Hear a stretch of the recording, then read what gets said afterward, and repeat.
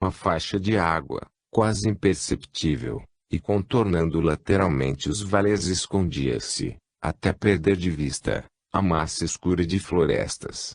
O próprio platô era um oásis alegre. Um mácio musgo cinza azulado cobria a terra, feito um tapete. Pelos seixos brancos da cor de marfim corria uma fonte cristalina, reverberando sem matizes de safira. Das gigantescas árvores, cobertas por exuberante folhagem verde azulada, caía uma agradável sombra, e os desfiladeiros, a terra e os arbustos, tudo era decorado por maravilhosas flores de formas e cores jamais vistas. O ar era puro, transparente, saturado de oxigênio e agradáveis aromas. Os passarinhos cantavam nas folhagens e os raios solares iluminavam e aqueciam aquele quadro cheio de placidez total. "Oh, Deus! Como que é bonito!" exclamou Dakir fascinado. "É de fato. Aqui se sente a plenitude das forças e a beleza virgem da terra jovem. Aqui é o paraíso terrestre, berço das civilizações futuras. A humanidade selvagem ainda não achou o caminho para cá. Tudo aqui está do jeito como foi criado pela generosa natureza. E agora, amigos, vamos desfazer a nossa bagagem e colocá-la em lugar seguro." Imediatamente eles retiraram da nave os escrínios, cestos, diversos embrulhos e levaram tudo para o interior de uma gruta que Ebramar havia indicado nas imediações. Era um local amplo, de difícil acesso, iluminado, não se sabe de onde, por uma suave luz rosada, que rutilava magicamente nos estalactites da abóbada e das paredes. Ao lado havia uma segunda gruta, de tamanho menor, com menor luminosidade, reverberada por ametistas encravadas em cantos e cavidades. Ali eles deixaram os seus pertences. Supramati propôs que todos descessem até o vale, o que era bastante fácil graças ao fato de que o local era composto de terraços. A descida era em declive, formando uma gigantesca escadaria. À medida que os magos desciam, a natureza tornava-se cada vez mais exuberante e diversificada e, para um olho agudo e sutil, aquelas riquezas naturais não constituíam um segredo. Ebramar chamou a atenção dos acompanhantes para a abundância e diversidade dos metais preciosos, mármoras e demais rochas. "Vejam, amigos, que fartura e beleza de materiais ocuparão o tempo e a mente dos nossos futuros pintores, em vez do ócio, depravação e sacrilégios. Aqui há com que preencher os gostos e habilidades."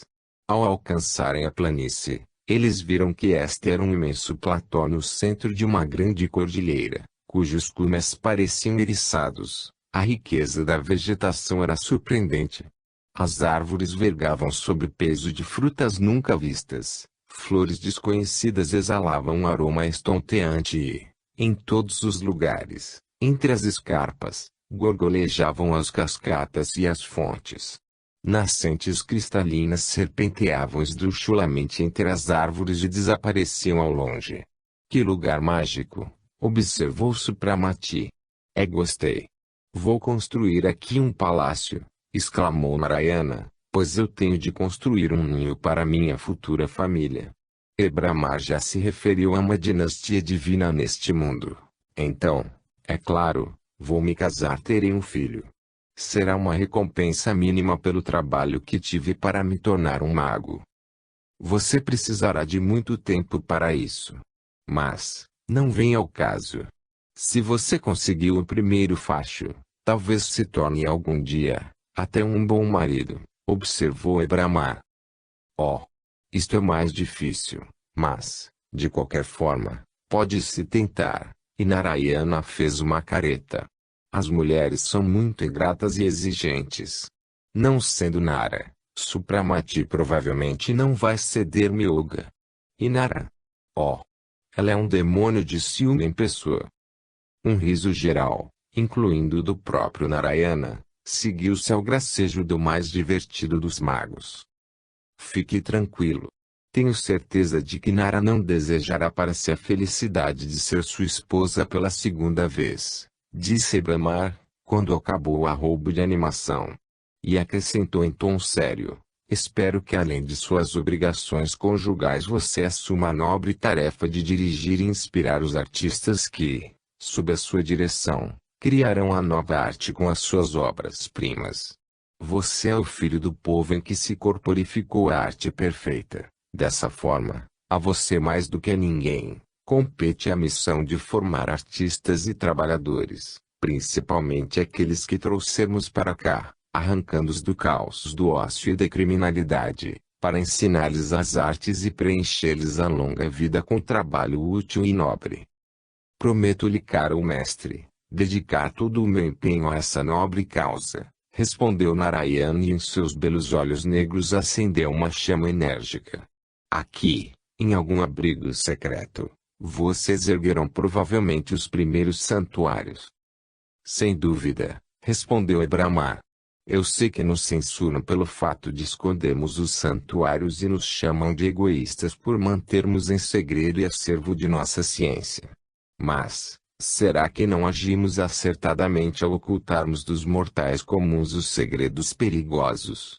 O lamentável e prematuro fim da nossa terra, que pelas leis ocultas deveria existir por mais 2 ciclos, não é uma prova de que os homens não conseguem utilizar sensatamente os elementos que caíram em suas mãos inexperientes. Somente os estúpidos podem brincar com os gigantes cósmicos e chamar, levianamente, a sua força dinâmica. Ao laboratório do Eterno somente tem acesso os cientistas iluminados. A conversa continuou sobre o mesmo tema, quando Narayana disse estar morrendo de fome e sede e que o calor começava a ficar insuportável. Brahma concordou com ele e levou os discípulos a uma gruta singular com porta natural, e janela totalmente entrelaçada por plantas trepadeiras. No interior, o teto e as paredes eram todas brancas, como se cobertas de neve. A temperatura do ambiente era bem refrescante. Narayana e Dakir colheram, agilmente, as mais variadas frutas e Supramati com Brahma foram à procura de mel que, segundo as palavras do último, deveria haver nas imediações. De fato, pouco tempo depois, eles trouxeram numa larga folha um pedaço recém-colhido de favo de mel, muito denso, da cor de rubi, mas muito gostoso, ainda que se distinguisse do mel terráqueo. Após um animado repasto, os magos retornaram ao platô onde estava estacionada a nave e iniciaram uma conversa sobre o futuro e os trabalhos que os aguardavam. A pedido dos discípulos, Brahma concordou em pernoitar no local e partir ao amanhecer. Esta primeira noite no novo lar estava tranquilo, o ar suave e perfumado, a abóbada celeste cintilava em milhares de estrelas. Nessa penumbra misteriosa divisavam-se vagamente os picos nevosos de altas montanhas e no vale pretejava o mar de imensas florestas, abrigo de povos nasciturnos que dormiam o sono dos leigos, não tendo provado do fruto venenoso do bem e do mal. A conversa parou.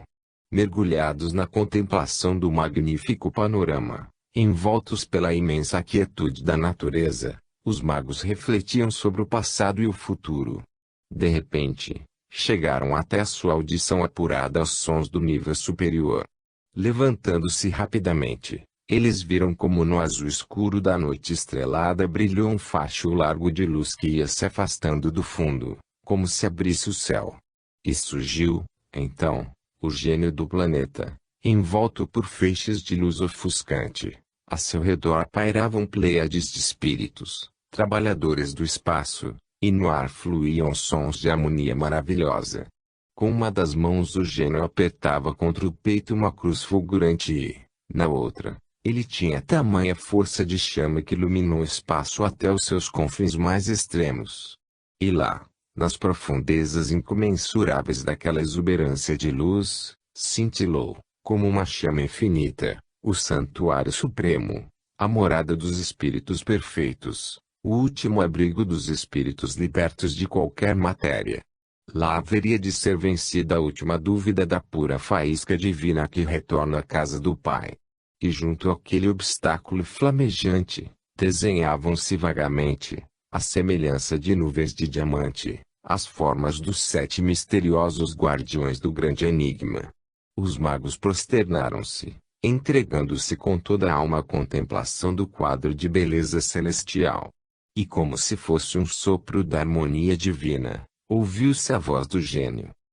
Esse é o caminho de vocês, filhos da verdade, e é recompensa por todos os sofrimentos, por todas as vitórias sobre a carne. Filhos diligentes da ciência, conservem em seus corações a fé inabalável e que a sua mente crie apenas a luz. Os arcanos do reconhecimento perfeito abriram-lhes as portas. Trabalhadores obstinados, vencedores do mal, não receiem. No reino infinito do Eterno haverá sempre um trabalho para cada partícula de seu sopro. A visão esvaeceu, a cúpula azul se fechou e a alma dos magos ardia de exaltação pelo inesquecível momento. Acalmando-se um pouco, Supramati pegou a mão de Ebramar e beijou-a. Ó, mestre, o que fez de nós, míseras e vacilantes criaturas, e que dívida de gratidão eterna recai sobre nós. Ebramar puxou-o para perto de si e abraçou-o. Tragam-me discípulos como vocês e a sua dívida será paga, respondeu ele sério. E agora está na hora de pensarmos sobre o nosso retorno à coitada de nossa terra. Os nossos novos dirigentes abençoaram-nos para a derradeira batalha, e assim, avante para a luz. Uma hora depois, a porta atrás dos viajantes se fechou e a nave espacial com velocidade incrível dissipou as ondas da atmosfera. Os magos ocuparam novamente seus lugares nas poltronas, desta vez sem dormirem. Em suas almas ainda permaneciam as lembranças vividas há pouco e cada um mergulhou sem eu pensamentos. À semelhança dos quadros de um filme, as recordações de cada fase da estranha existência de Supramati passavam diante dele. Surpreendentemente vivaz, ergue-se em sua lembrança sua modesta residência em Londres, onde o moribundo jovem médico Ralph Morgan, com angústia no coração, sofria ante a incógnita da morte. E o aparecimento repentino de um desconhecido transformou-o num príncipe hindu, Supramati imortal, ao qual cabia a necessidade fatídica de presenciar a morte do planeta. Ele se tornou não somente um imortal, mas também um iniciado, dotado de imenso conhecimento e poder, podendo migrar, feito um pássaro, de um planeta para outro.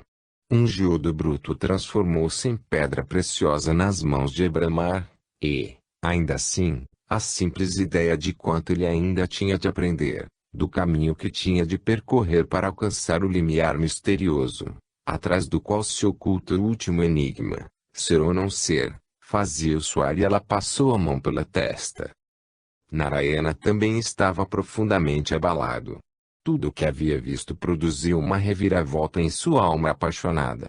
Seu coração estava ávido em prosseguir no caminho da verdade. Do fundo de sua alma fluiu um poderoso ímpeto em direção à luz, que transporta os homens para o supremo degrau do êxtase, elevando a sua vontade até o apogeu.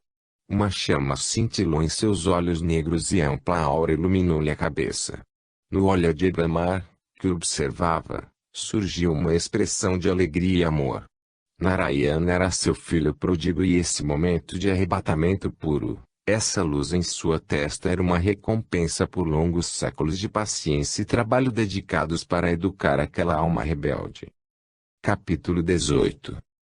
Ao Palácio do Santo Graal foram convocados todos os membros da ordem e jamais uma reunião de irmãos e irmãs fora tão numerosa porque, agora, pela última vez eles se reuniriam naquele abrigo feérico, onde foram empatados tantos conhecimentos e trabalho, tanta luta moral e triunfos do espírito sobre o corpo. Ebramar e outros membros que já haviam alcançado os degraus hierárquicos superiores também estavam presentes. Celebrava-se o ofício divino num clima de profunda veneração e emoção. Os olhos de todos estavam úmidos quando os membros um a um aproximavam-se do cálice e recebiam a bênção do superior da Irmandade. Mais tarde foi feita uma reunião em que se discutiram as últimas decisões e foi fixado o prazo da partida final. Após o almoço e uma visita de despedida a todo o Templo do Graal e suas áreas de serviço, Os irmãos e as irmãs se retiraram aos locais que lhes foram estabelecidos para desenvolver sua atividade. Assim, Supramati retornou a Ksargrado, sem aparecer, entretanto, em nenhum lugar. Externamente o magnífico palácio parecia fechado e vazio. No seu interior, entretanto, o trabalho era árduo. Toda noite, no pátio ou nos jardins do palácio, desciam passageiros com pálidos rostos ascéticos e olhares que exprimiam poderosa fé exaltada. Agora, junto ao mago havia um quadro completo de jovens adeptos.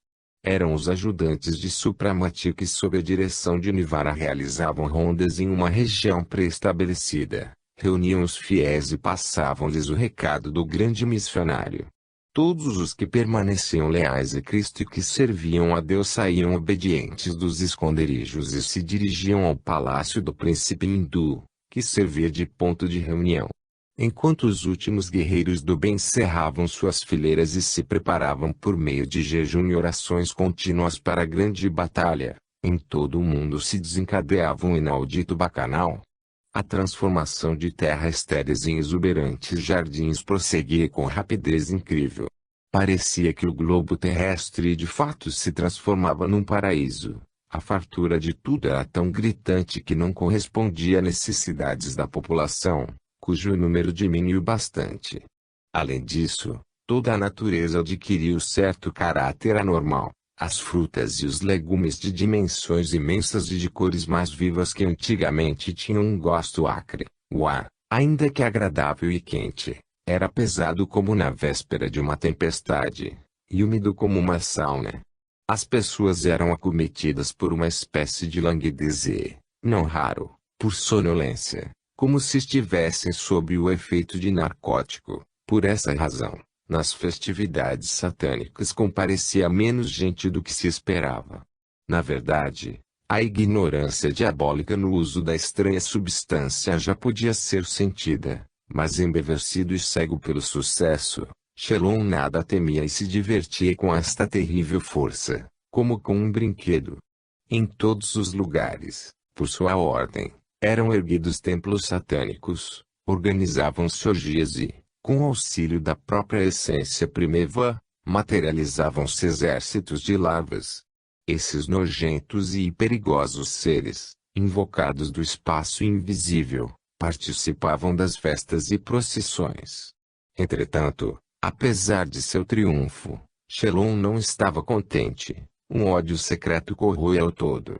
Ele não pode aceitar a perda de Skiri, desaparecida sem deixar vestígios, e seus agentes não conseguiam encontrá-la. Ele era oprimido e atormentado pela conscientização de que o hindu ousara e conseguira arrancar praticamente de suas mãos a mulher do próprio âmago de seu poder. E de algum tempo para cá, mais uma circunstância nova começou a irritá-lo. A vegetação monstruosa que apareceu em frente de seu palácio no dia seguinte à distribuição do elixir da vida começou subitamente a murchar e secar, deixando Shelon possesso, pois ele gostava de assistir aos fiéis sendo devorados pela vegetação sanguinária. Para efeito de experiência, ele sentenciou a essa morte alguns suspeitos em anti-satanismo e ali lançou também alguns animais domésticos velhos ou doentes. Assim, convencido do fim próximo de seu entretenimento, decidiu animar os arbustos com a matéria primeva. Mas qual não foi a sua surpresa e espanto, ao ver que mal algumas gotas da essência vital haviam atingido as folhas amareladas. Estas entravam em combustão, feito uma fogueira. 10 minutos após, do pequeno bosque cheio de espinhos sobrava apenas um montículo de cinzas, logo espalhadas pelo vento. Shelon não tinha a menor dúvida de que aquilo fora uma nova artimanha do hindu. Seu ódio cresceu ainda mais, se tal ainda fosse possível. Certa noite, após uma festança num remoto templo satânico, Shelon, com uma procissão suntuosa, voltava ao palácio.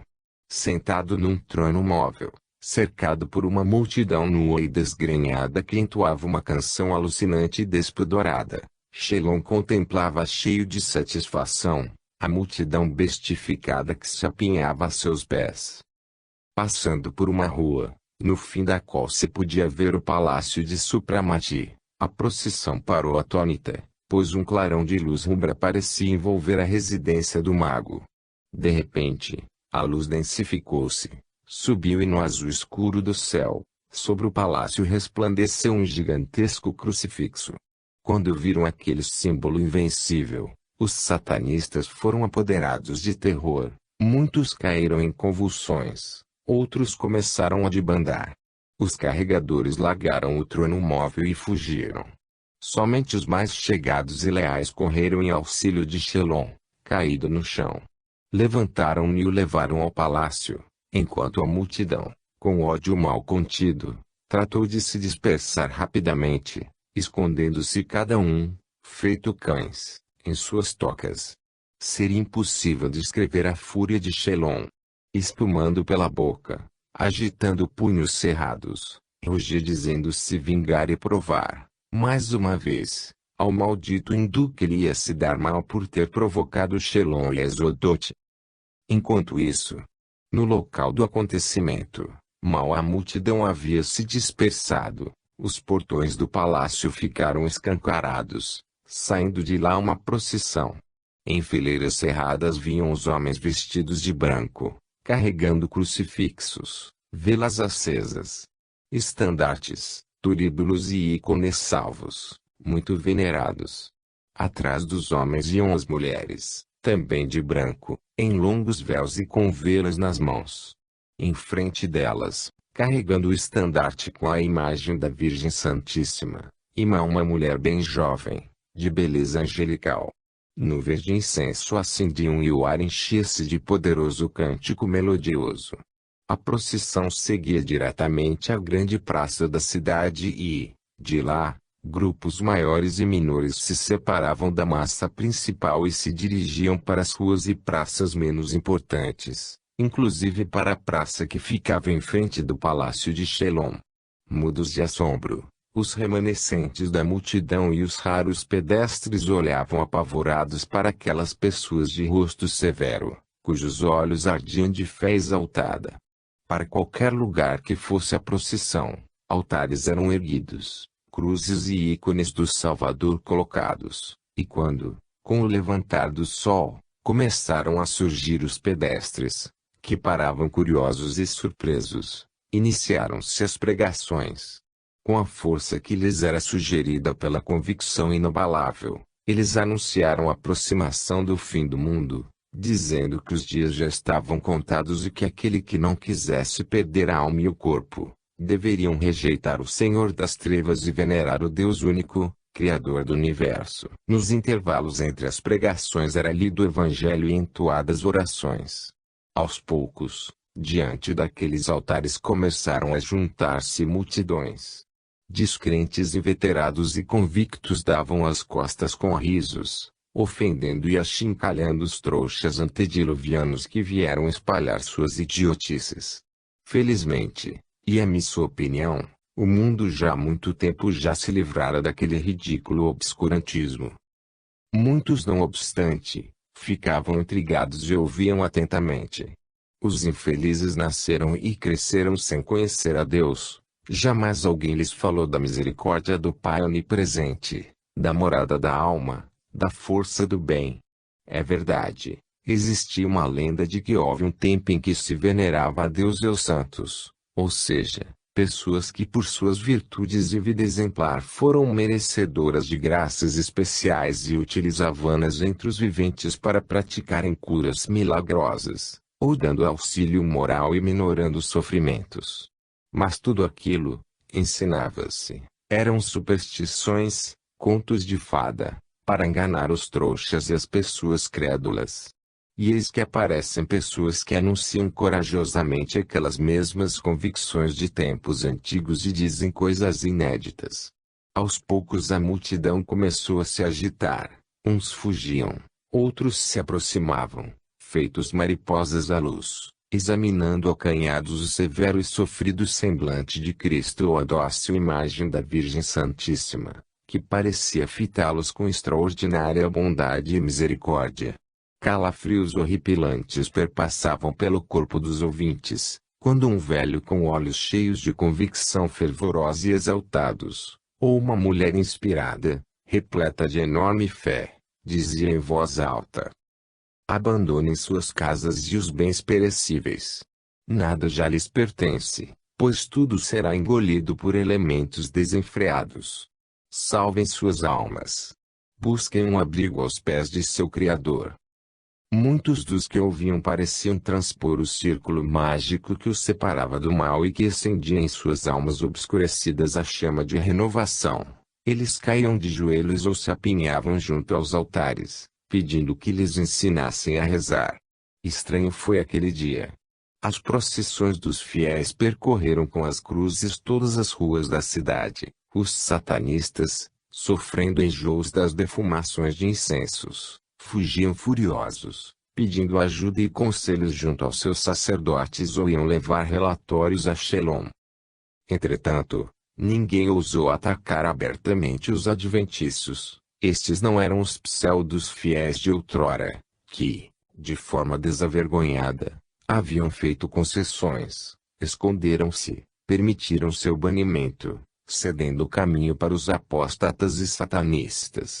Não, estes, com toda a sua fé destemida, sugeriam involuntariamente o respeito. Sentia-se que ali havia uma força e nenhuma mão ousara levantar-se contra eles.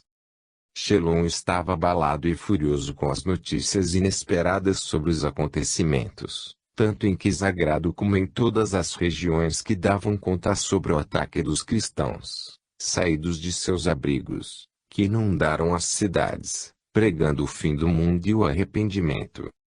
Esses animais que saíram de suas tocas ou são loucos ou idiotas. Acharam o momento de propagar o fim do mundo. Será que estes palhaços desconhecem que temos a matéria primordial? Ou eles estão cegos e não enxergam que o planeta jamais experimentara tal bem-estar? A natureza lhe doa em profusão todos os bens terrenos, o clima é magnífico, a humanidade está em perfeita saúde, rica, feliz, e, não obstante, tudo isso deverá acabar. Por quê? Isso é um absurdo. Não desanimem, meus leais amigos. Deixem que esses idiotas digam asneiras. O próprio povo irá justiçá-los. Mestre, em algumas poucas horas eles conseguiram seguidores, observou Madin, preocupado. Bem, e daí? Se eles provocarem por demais as desordens, nós declararemos uma guerra. Cairemos em cima deles e será uma bela oportunidade de eliminá-los de uma vez por todas. Agora, quando uma vida eterna e um bem-estar ilimitado aguardam por nós, é desejável que haja paz e tranquilidade, ainda que seja de utilidade conhecer os covardes que renegaram a Deus e, sem dúvida, renegarão a Lúcifer. Devemos depurar o rebanho de todas as ovelhas imprestáveis e deixar que os hindus voltem às suas tocas inexpugnáveis no Himalaia. Nós os deixaremos em paz, pois eles nos são inofensivos. Então você ordena que seja dada, temporariamente, a esses idiotas, uma liberdade de ação e que eles não sejam presos? Perguntou Madin. Justamente. Mas, ao mesmo tempo, ordene que os governadores regionais vigiem esses imbecis e façam uma relação meticulosa de todos aqueles que se corromperam e nos renegarem. Enquanto isso nós ficaremos em nossas fortalezas a salvo de suas expansões contagiosas. Oh! Quanto aos contágios fluídicos, o seu foco não está longe de seu palácio, troçou Madin. Eu vi esses profetas e profetisas vindo para cá.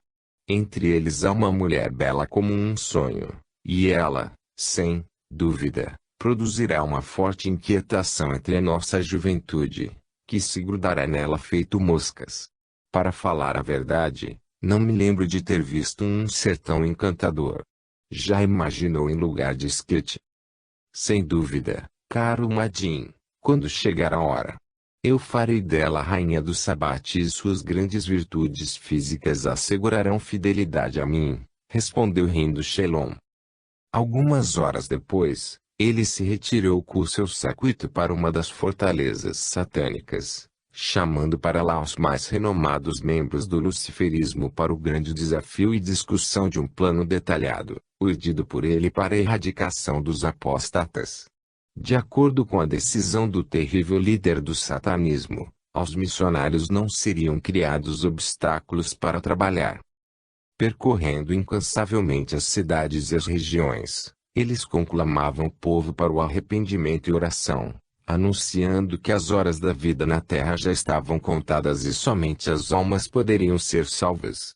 Entre as mais ferrenhas pregadoras estava Thaisa. Na maior praça da cidade fora erguido um altar tão grande que podia ser visto de todos os cantos. Em seus degraus estava a jovem pregadora e suas palavras eloquentes e convincentes atraíram numerosos ouvintes. No início, os homens eram atraídos pela rara beleza da jovem. Aqui se somava sua voz melodiosa e um olhar límpido e inocente. De sua própria beleza emanava a pureza tão poderosa e clara que ela subjugava instintos animais. Mas Thaisa dirigia-se, sobretudo, às mulheres, falava-lhes do seu papel de esposas e mães, do grandioso dever e da terrível responsabilidade que recaíam sobre elas. Nesse grande e difícil campo de batalha, a mulher havia decaído, seus delitos contribuíram muito para os cataclismos iminentes. Carregavam muita culpa pela morte antecipada do mundo. A mulher deveria ser uma guardiã do lar, protetora do altar divino, uma mãe que educa seu filho, incutindo nele, no caminho da existência, a fé em Deus, ensinando as obrigações humanas e civis. No momento em que uma mulher negligencia seu papel de mãe para tornar-se concubina ou até voltar-se com cinismo inaudito contra a natureza, renegando a maternidade, ela assina a sentença de morte da humanidade, sendo tudo engolido pela decadência física e moral. Os filhos insurgem-se contra os pais odeiam os filhos, o irmão parte contra o irmão, a animosidade toma lugar do amor. E da forma como a mulher repele o berço, ela derruba o altar do lar e negligencia o sacramento nupcial, que sempre diferenciou da concubinagem. E os cônjuges tornam-se amantes, a mãe e esposa, bacante, sacerdotisa da volúpia. Oh, é terrível o crime da mulher que, em vez de utilizar a sua influência para elevar e enobrecer o homem, perverte-o e transforma-o num animal. Não raro Thaisa descrevia os quadros do passado, quando sob o amparo da cruz floresciam as famílias, cresciam gênios e heróis populares. Ela recordava os tempos remotos quando as leis divinas impunham um freio às paixões humanas, quando se celebravam as comoventes festas, como Natal e Páscoa, que reuniam as pessoas em oração e que despertavam nos corações sentimentos de piedade, humildade e amor fraternal. Atualmente, pelo contrário, o mundo é dominado pela criminalidade, violência e devassidão. As leis desfeitas nada mais protegem e cada um fica à mercê do mais forte. Tais discursos produziam uma impressão profunda. Muitos homens e mulheres começavam a ruborizar diante da sua nudez despudorada, começavam a vestir roupas brancas com uma cruz vermelha no peito, vinham orar diante dos altares e suplicavam aos missionários que fossem orientados para Deus. Era estranho ver como depois de uma oração fervorosa e borrifadas com água benta, as pessoas se transformavam totalmente. Algo de bondoso e humilde emanava delas e nos olhos iluminados já não ardia a chama de animosidade, avareza e aspirações animalescas. Frequentemente, no coração dos ouvintes assomava-se uma irritação profunda que se expressava em conversas e brados, fora Lúcifer. Fora o anticristo Shelon e Exodote. E a multidão irritada reunia-se ameaçadoramente em frente do palácio de Shelon gritando: devolva-nos a nossa antiga crença em justo e misericordioso Deus, o qual ordenara que cada um amasse o próximo e perdoasse as ofensas, pagasse o mal com o bem. Devolva-nos as alegrias familiares e as leis de nossos ancestrais. A mesma atividade intensa se desenvolvia em Moscou, outrora coração da Santa Rússia. Daqui trabalhava com a tranquilidade que lhe era característica. Narayana se arrebentava de trabalhar, seguindo sua natureza entusiástica. Daqui pregava, promovia curas, purificava, vindo a adquirir em pouco tempo uma aura misteriosa que incutia uma mistura de respeito, gratidão e medo supersticioso. Narayana estava presente em tudo. Sob sua direção, os servidores das igrejas destruídas abandonavam seus abrigos secretos e, em conjunto com outros fiéis, ocupavam os mais importantes lugares. Seu número era limitado, porém sua fé era imensa. Calmos e destemidos, eles se apossavam dos templos abandonados, transformados em museus ou profanados pelos satanistas, e purificavam-nos. Foram erguidos altares e instaladas cruzes, reacesos círios e lâmpadas. Sob abóbadas há muito tempo silenciosas ouviram-se cânticos sagrados e acenderam-se nuvens de incenso. Narayana pregava nas praças. Seu discurso eloquente e a personalidade surpreendentemente encantadora atraía grandes multidões. As pessoas, aturdidas, cativadas e convencidas por ele, seguiam-me na igreja. Em suas almas despertava o eco do passado. Sob as antiquíssimas abóbadas dos templos, gravaram-se no decorrer de séculos, as exteriorizações invocatórias das orações elevadas e tal qual uma harpa de Isodo, que só aguardam um sopro de vento para soar.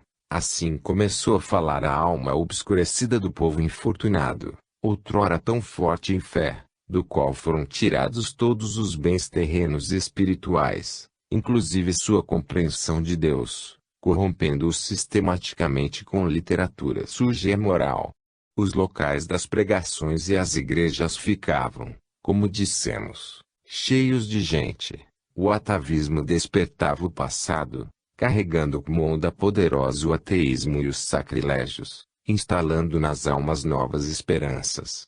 Cheios de fé, amor e comoção, contemplavam eles as imagens de Cristo, Virgem Santíssima, os santos protetores, aos quais veneraram por séculos inteiros, e os poderosos guardiães da Santa Rússia não ficaram surdos ao clamor assustado de seu povo, ao seu profundo e sincero arrependimento, quando dos corações palpitantes e vulneráveis se ouvia a súplica: Deus tenha piedade de nós e não nos abandone execrados. Do éter surgiam correntes de fogo e luz, iluminando a multidão prostrada, e varrendo a sordidez trazida pelos crimes e obscenidades. Como antes, na primeira missão, a ira de Deus ainda não se desencadeara. Daqui encontrar apoio e colaboração em sua fiel companheira Edith. Agora ela era guiada não só pelo amor, mas também pelo conhecimento, adquirido pelo trabalho tenaz e vontade ardente de se elevar até o grau do grande mago que o destino lhe reservou para esposo. Ela foi morar com a filha em Moscou e assumiu a responsabilidade de cuidar da purificação e educação religiosa de mulheres que, retornando a Deus, deveriam ser preparadas para a prova de martírio. As recém-convertidas desconheciam, sem dúvida, que aquela terrível provação, suportada valorosamente, possibilitaria a elas abandonarem o planeta sentenciado à morte, e, desta forma, aquelas que julgavam incapacitadas para tal excelso feito, ela tentava convencer de que, por nada deste mundo, tocasse o elixir da vida, distribuído pela mão generosa de Shelon, pois isso apenas aumentaria os seus sofrimentos no grande derradeiro momento. De modo especial ela se apegou a Skete. Essa criatura jovem, pervertida desde seu berço e milagrosamente arrancada do inferno, incutia nela um profundo apego.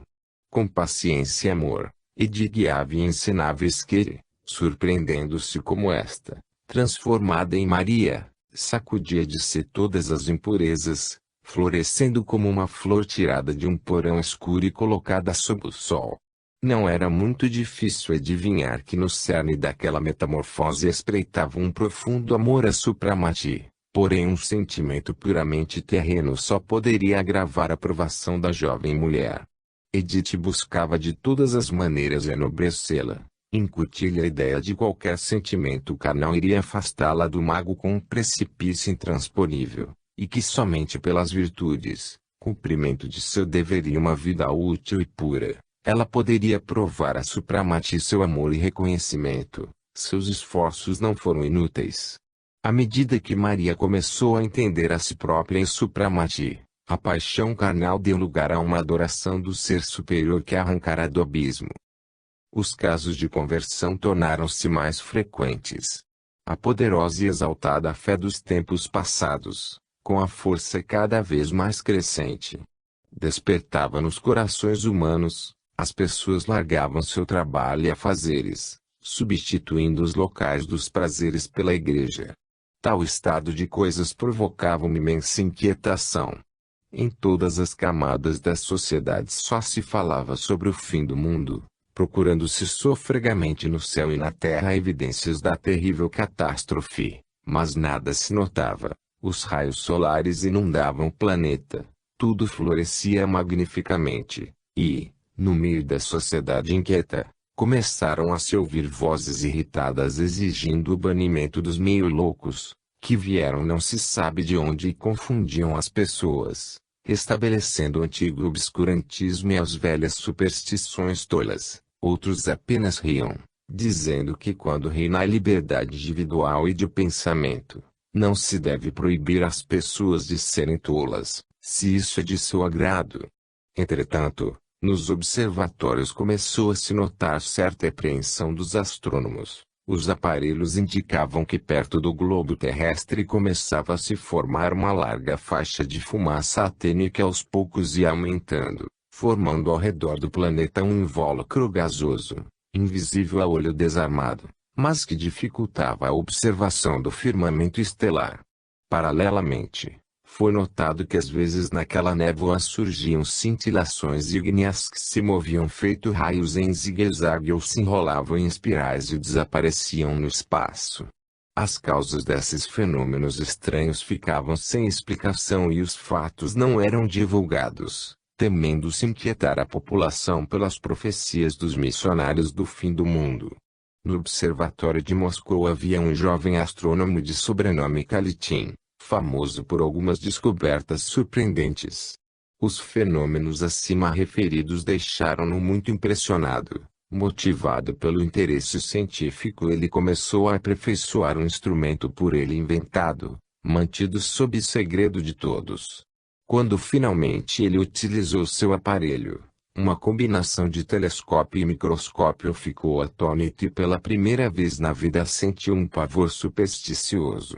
Toda a atmosfera era uma tênue retícula ígnea que tremia e se agitava como se fosse impulsionada pelo vento, e, entre os grandes zelos dessa estranha retícula, pairavam nuvens escuras, cujos contornos, ainda que não nítidos, pareciam com as figuras fantásticas dos demônios, da forma como eram representados nos tempos antigos.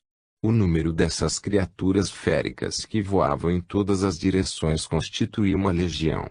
Convencido de que não estava sonhando e de que no espaço visível ocorria, sem dúvida nenhuma, algo estranho e sinistro, o cientista pensou muito e decidiu ir até o príncipe hindu que anunciava abertamente o fim do planeta.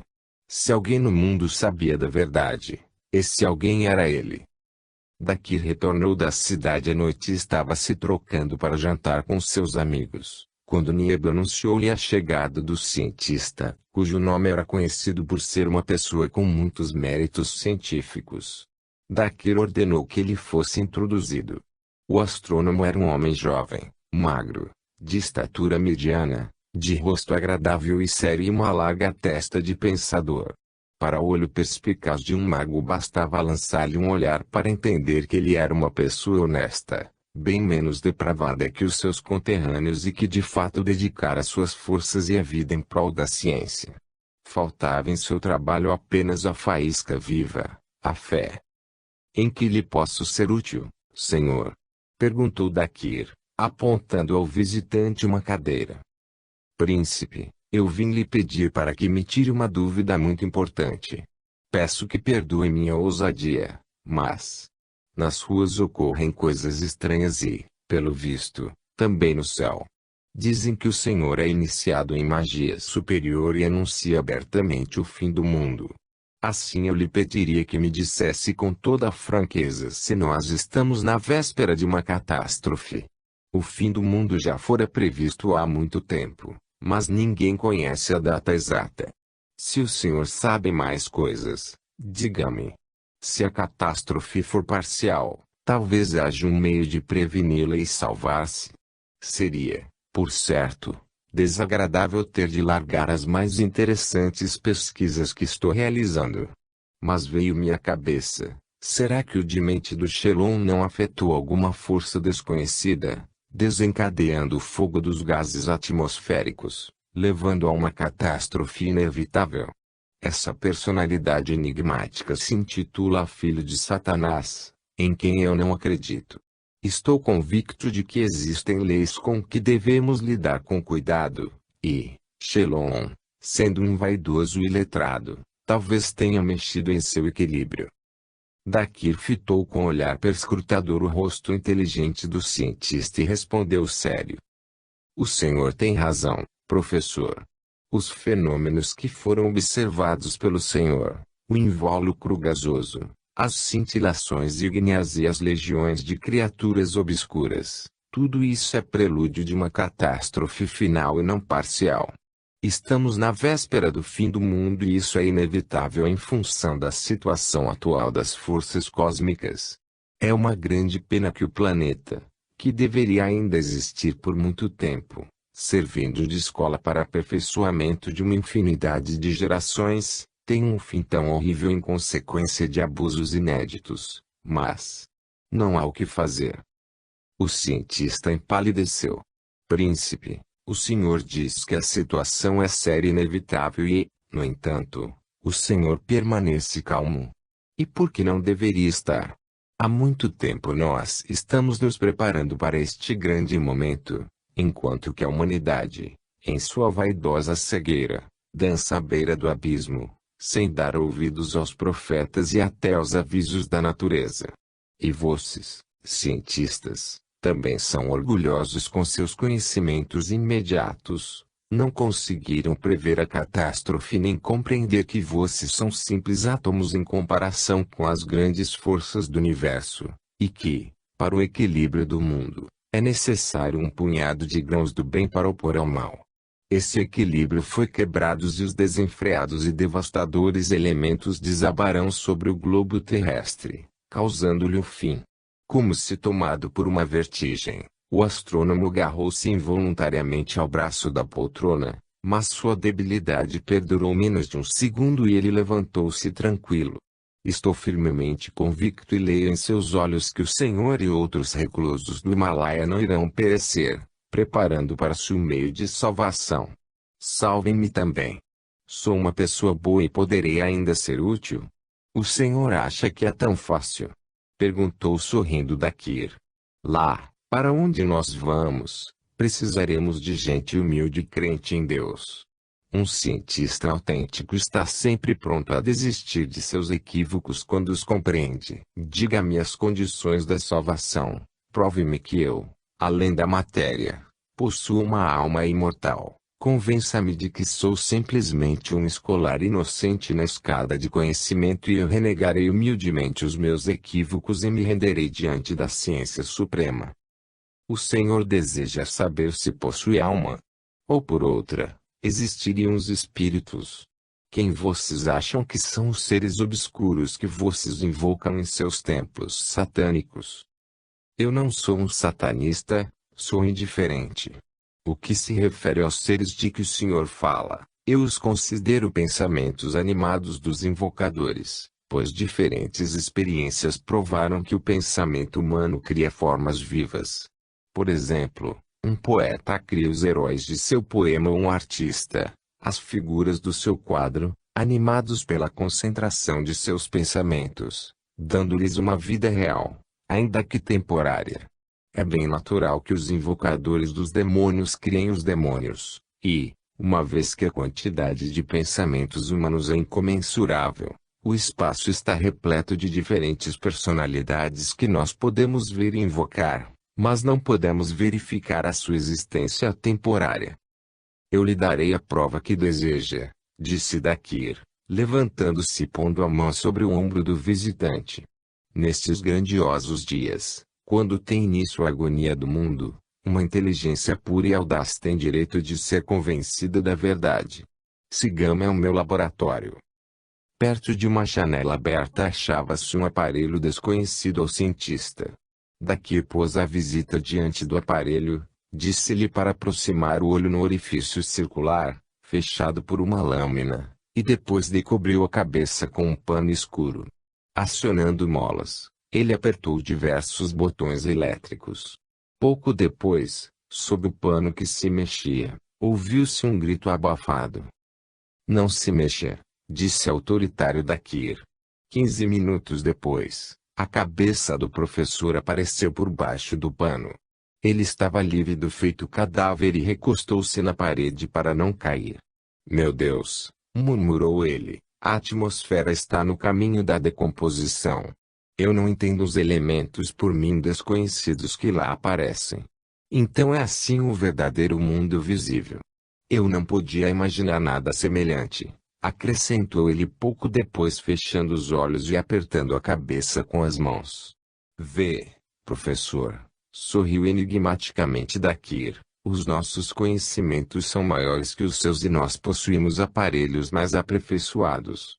Mas não desanime, na escada infinita do conhecimento nós também somos ignorantes. Somente num sentido nós somos superiores a vocês. É que nós temos consciência de nossa insignificância e nada descartamos irrefletidamente, ou seja, não gritamos que tal coisa é impossível só porque não a entendemos. Agora vamos, eu lhe mostrarei que o Senhor tem mais alguma coisa além da matéria." Ele levou o professor até um grande aparelho de parede, colocou-lhe a mão sobre a cabeça e começou a pronunciar a meia voz, fórmulas numa língua desconhecida. À medida que ele falava, começou a surgir uma névoa rubra que se concentrou no peito e na cabeça do cientista.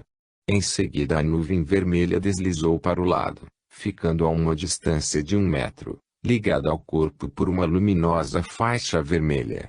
Pouco depois, a massa nevoenta se densificou, alargou-se e tomou a forma exata do professor, com a única diferença de que a figura astral parecia mais viva, enquanto que o corpo azulado de olhos vítreos parecia um cadáver.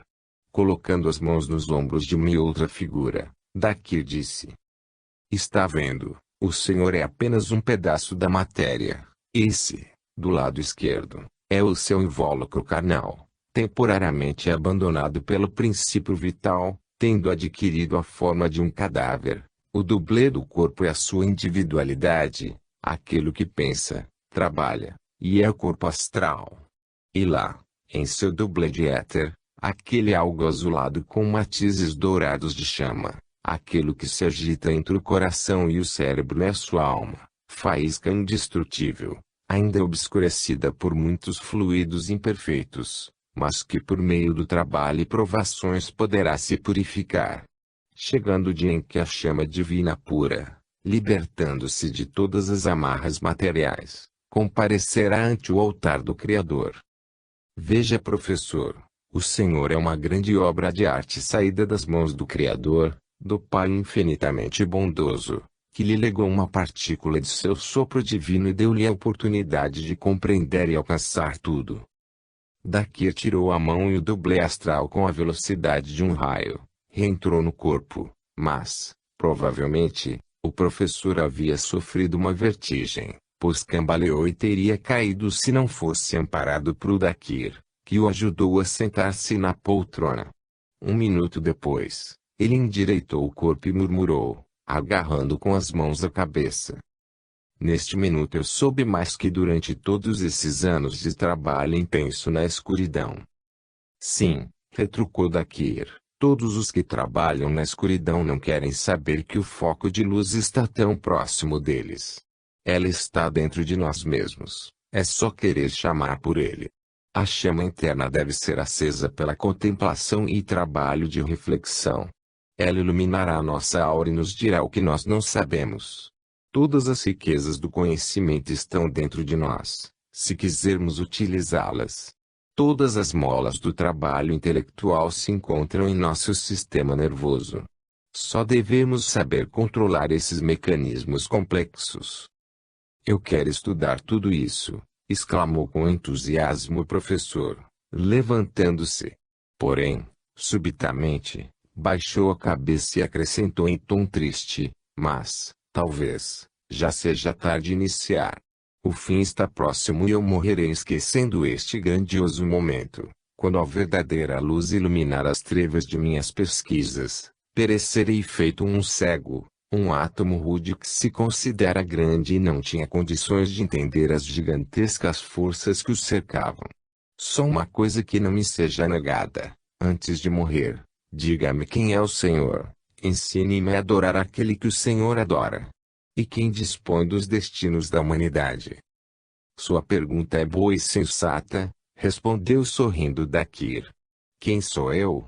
Dou o profeta do final dos tempos.